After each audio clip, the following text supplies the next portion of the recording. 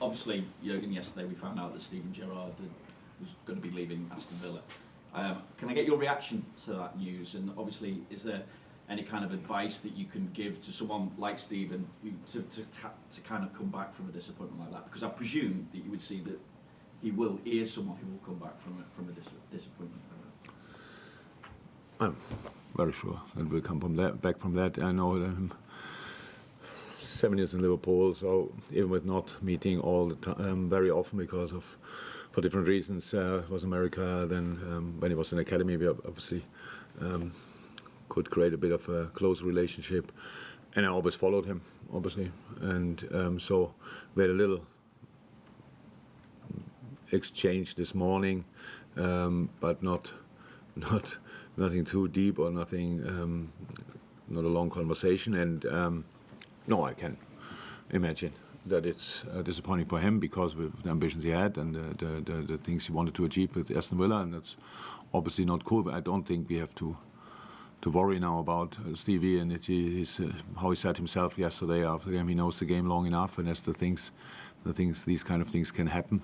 And how always in life, it's all about, we all get knocks here and there. It's all about how we respond. And you all know Steve still better than I do, and he always came back, and he will come back from that, no doubt about that. That things like this can happen. A lot of great managers out there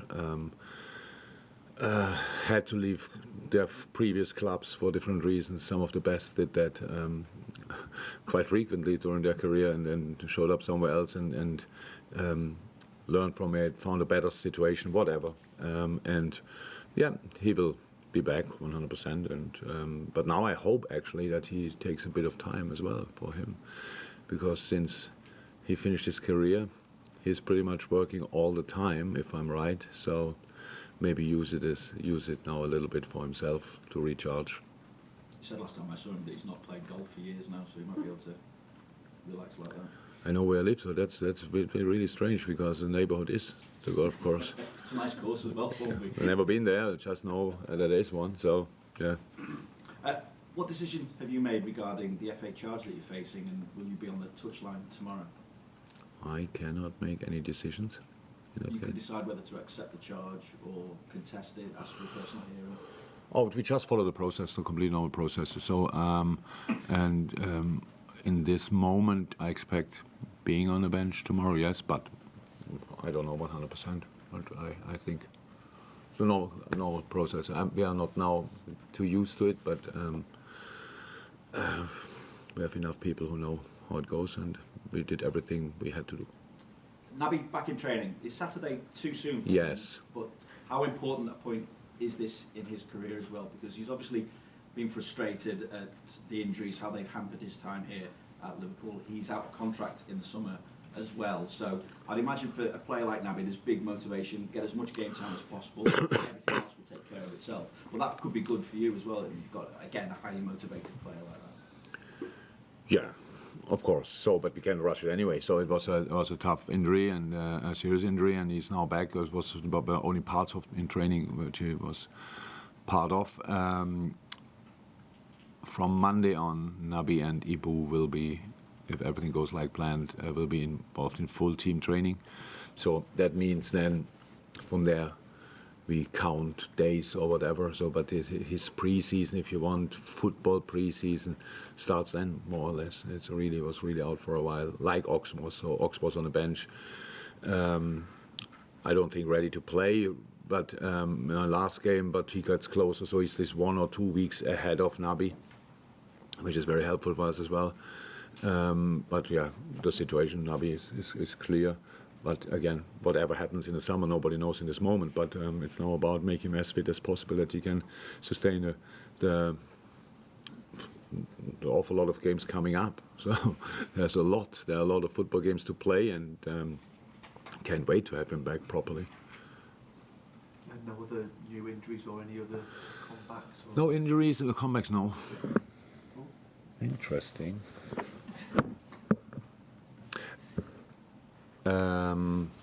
No injuries, but 2 tough games in short succession, and now a next one coming up. So we need to have a closer look who we can start again, or who we can start. And so, but it's really close. We have only this session this afternoon. Yesterday was recovery for the boys who played the other night, and today will be now the only session we have. So I will get all further information a bit later today before training, and then we'll see. And we saw Nottingham Forest in the FA Cup last time when you played them. How do you view them this season in terms of, obviously you had to make a lot of changes in the summer. How do you view how Nottingham Forest are playing? Oh, it's a lot of things are clear. So the atmosphere will be outstanding. I'm 100% sure. So and that's what I think I like that as an experience to have it as well, because it's one thing you talk about because everybody tells you, and one thing to experience yourself, or it's another thing. But of course, when we faced them last time, they were full of confidence. They were really flying, and we felt that it was a well-trained team, which they still are. But that in that moment, everything, all the pieces fell in place pretty much. So that's different this season, but that makes it even more difficult because now the spirit will be at 100%. They will fight for everything. They want to change their situation, and that's what we have to expect. Yes, it's lineup-wise. Cook was there. I'm not sure if he played that night, but Johnson played definitely. Yates played. I'm right. So some others, a lot of different players now on the pitch, but that's clear. We had all the images, all the pictures. We could see who he will probably line up. Has a lot of options as well, especially up front. Can play different players up front. So, but in the end, it's a football game, and we have to make sure that we can bring through our stuff. Thank you. Julia? Jurgen, just on Naby, when you said it's like a pre-season for him starting now, so when could we expect to actually see him back in full flow? You're talking after the World Cup? Look, we have to. No, before. But it's not a pre-season like 5-6 weeks. The thing is, what we can do in rehab with these tough muscle injuries is that they do everything apart from team training. So you cannot replace team training. They do football work, they run more than we do in training sessions because they have to, these kind of things. But then you can, with nothing in rehab, you can replace a football session. If it's a small-sided game or whatever, it's a completely different intensity to everything you can produce in a rehab. So, and that's why I say now the football part of the preseason starts for him physically.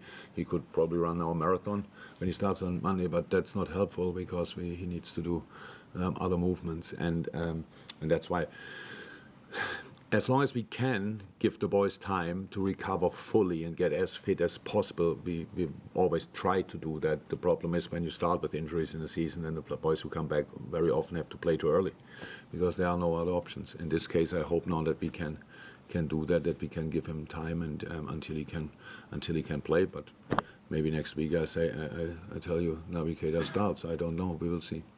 Okay, thank you. Mike Hughes? Jurgen, Curtis Jones managed 30 minutes plus of game time on Wednesday. How much of a positive is it for you to have him available again?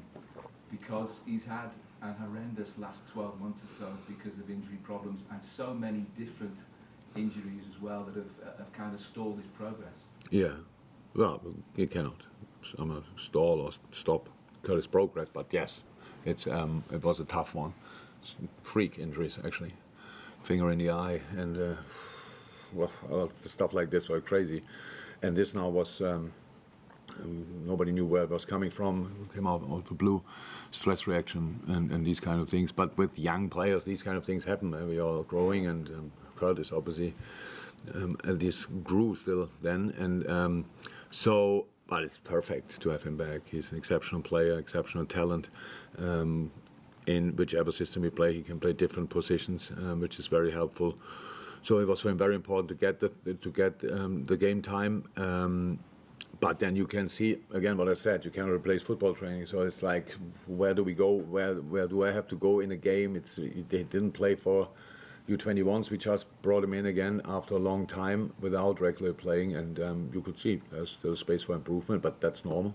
But it's perfect having him back, and hopefully from now on having him back will be very, very helpful for us. Given the intensity of the schedule now because of this very strange and awkward Premier League season, is squad rotation even more the name of the game than it would be ordinarily? And you made 5 changes from the team against Manchester City, also 5 substitutions, and 3 substitutions at the 57-minute mark. Does that sometimes come with a risk of altering the balance and rhythm of the team? Yeah, the changes have to be. I'm not sure we can do that now every week. The changes in the game came because of the things what happened in half time. So the informations you get, and that's in addition, because you have to make sure that, especially against West Ham, but not only West Ham, that you have a specific size on the pitch. So because there will be set pieces, and you cannot play with 6 players who are 170 or something like that. Doesn't work. Then you concede definitely. So you have to mix it a little bit. But yeah, as long as we can, we will make changes, and as long as we can, we will make changes during the game as well, and sometimes early. In this game, it broke the rhythm slightly. Definitely, we know that, but it was just not. It was not possible the other way. Then you have just to fight through, and that's how it always was and how it always will be. Any more before we move on to the breakout? Just to check, Darwin, you said after the game that he had a slight muscle issue. Yeah, he's one of these we have to check now. So it's not he had treatment yesterday, and we will see what I got told. We'll get told later.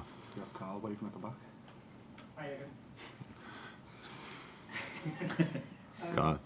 A couple of weeks ago, you spoke about formations and how intensity and the performance was more important than the formation you played. But this recent run of results has come on the back of 4-4-2 effectively. I just wondered what 4-4-2 is offering you at the moment that is helping you with these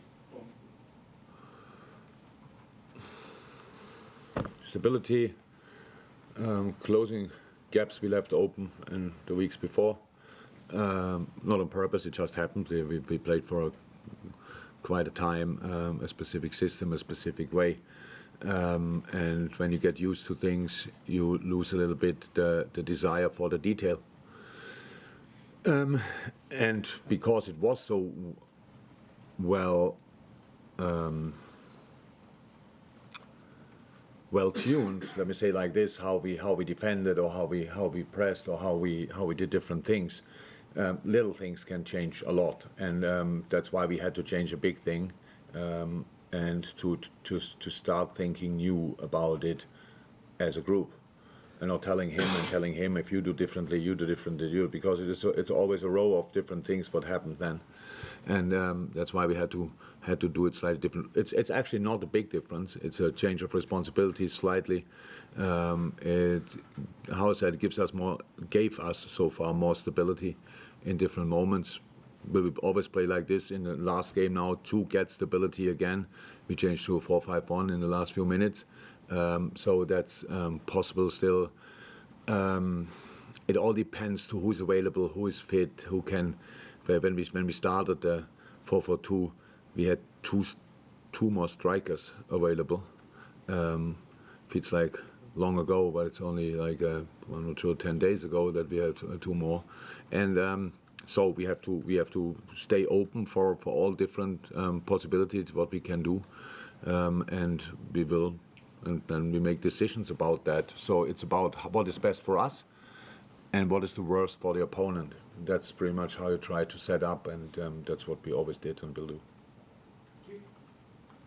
Hold on, no.